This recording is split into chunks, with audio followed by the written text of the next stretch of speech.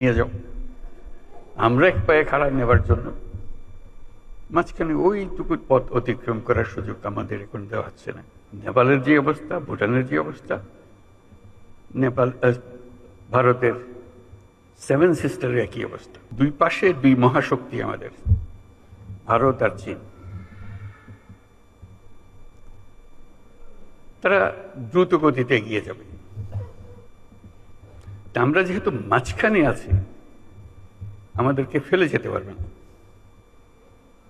তাদের বাতাসে আমরা উঠতে থাকব। সেই থেকেই আমার বদ্ধমূল ধারণা বাংলাদেশের ভবিষ্যৎ অতি চমৎকার, তার অবস্থানের কারণে। তখন দুই জায়ান্টের কথা বলেছিলাম, দুই মহাশক্তি।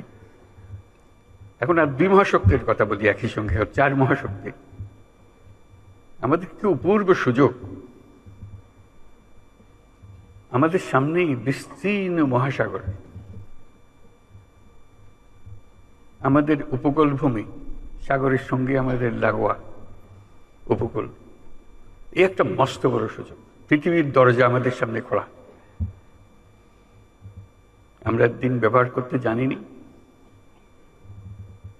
এখন যে মুহূর্তে এটার ব্যবহার শুরু করব, আমাদের অর্থনীতিকে লোহার দড়ি দিয়ে বেঁধে রাখতে পারবে না।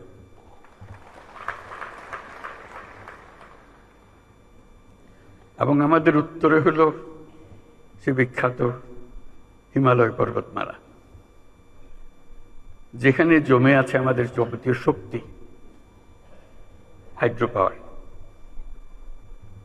কত শক্তি দরকার বাংলাদেশের, এখানে সব জমা আছে, হারিয়ে যাচ্ছে না, শুধু নেবার অপেক্ষায়।